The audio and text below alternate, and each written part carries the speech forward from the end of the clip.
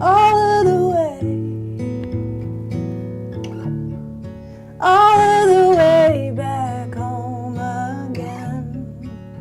Gonna find out how the circle bends. Hello, Jed Gottlieb from the Boston Herald with another guest-listed guitar, this time with Kris Delmhorst. How are you? Good, how you doing? Good. Good. You took some time off from the road. Now you are ready to get into it. Are you excited? I'm so ready. Yeah, you ready? I'm really ready. Yeah, one of the questions, I tried to take a year off the road after about 20 years on the road, and I don't think I'd ever stayed home for 2 months in a row that entire time. Okay. And so it was just sort of an experiment to see what it felt like and to see how long it would take to miss it. And it took a while. Yeah. But now I really do. So yeah, I can't wait to get back on the road. And we're going to be we're touring the new record, and it's me and Jeff, who I'm married to, and our band, who are sort of families, and we're bringing our kid and everything. So it's like the whole family circus on the road. So it's going to be super fun. Nice. That will be fun. Yeah, it's going to be awesome. And you're playing most of the songs, or you will be, from The Wild. Yep. Kind of everything's going to make it into the set list eventually. Yep. Yeah, we're going to rotate around a little bit, but they'll all get their moment. Yeah. One of the things I really like about the album, and I like this about most of your stuff, is two things. One is you don't rush anything in your songwriting. It seems like you're never in a hurry to get to a chorus or to sort of resolve something or to get louder.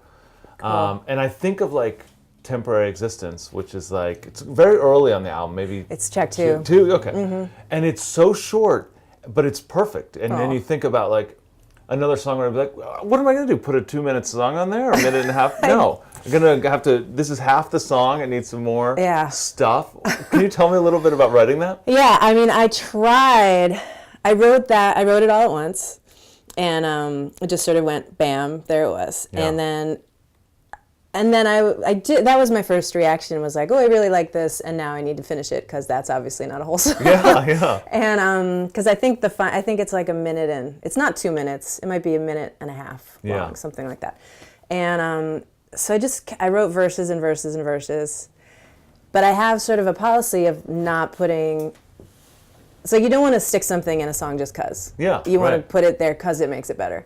And I couldn't find anything that made it better. You know, I wrote a lot of verses in there, they were making time go by, but that's all they were really doing. So I just decided, oh well. Yeah. It's a minute and a half long. It's handy sometimes. Yeah. What are the chord changes to that? I feel like maybe that third chord like goes into like a little minor or something. Yeah. It's a D. The song is basically in D, but it starts on the 4, on the G. Okay.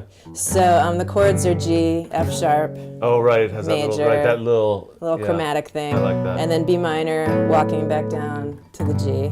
Ah, it's such a and nice. Then you get to the 1, not till then. Yeah. And then you get back to the F sharp major.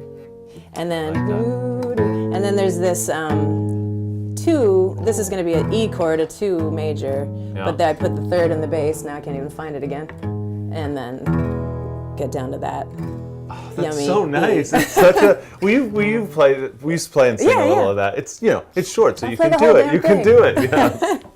A temporary existence, a fleeting affair. All your persistence, all your prayers, did they shoot like an arrow, blow like a breeze?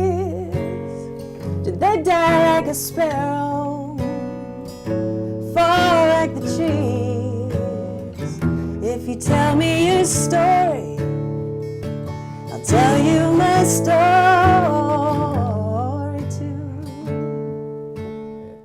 I like that. Yeah, so this one I was doing a thing at the time where called The Song Game, which was like an online thing with a bunch of other songwriters that are scattered around the country and even outside the country. And the guy who was leading it would send a title every week, and then everyone wrote a song for that title, and you had to turn it in by midnight Wednesday, and then you'd do it again. Wow. So it was fun, and it's mostly just like calisthenics kind of. Yeah. But every now and then a song happens that I really love from it, and that was one of them. That's great. Yeah. I feel that makes things a little less daunting, because it's you're like, okay, well, if I don't get anything out of this, no big deal, I'm just doing it.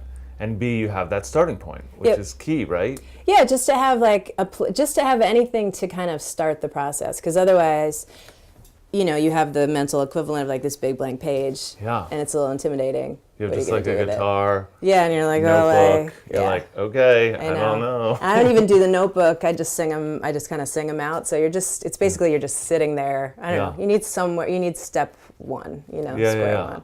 Do you do? And you do musical prompts too, ever? Do you say like, you said some, you know, maybe an alternate tuning? Or? Yeah, sometimes, yep. There's a few songs in open D on this record. I was writing a lot in open D, and it's cool. You know, if you get another tuning, for one thing, you kind of lose your way a little bit on the fingerboard, which I like, because then things happen that you didn't mean. You know, there's more room for like mistakes. Yeah. And surprises. I guess surprises is the nice way to put it. Right. And if they work out, then, surprises. Yeah, exactly. What was the first thing that hooked you to songwriting? What was was there like a moment where you were like, I gotta write something about this? Or did you start messing around on guitar? Where did things start? I think, you know, I grew up playing cello. Okay. And I was a real sort of serious cello student. And so I was playing music all the time, but it was mostly classical music. I was studying piano too. And then in my actual life, I was just like a song-obsessed, rock-obsessed kid, you know. Yeah. And so I didn't actually start even trying to write songs until my mid-20s, which is pretty like late bloomy for most of us. But it just didn't occur to me. And I think, I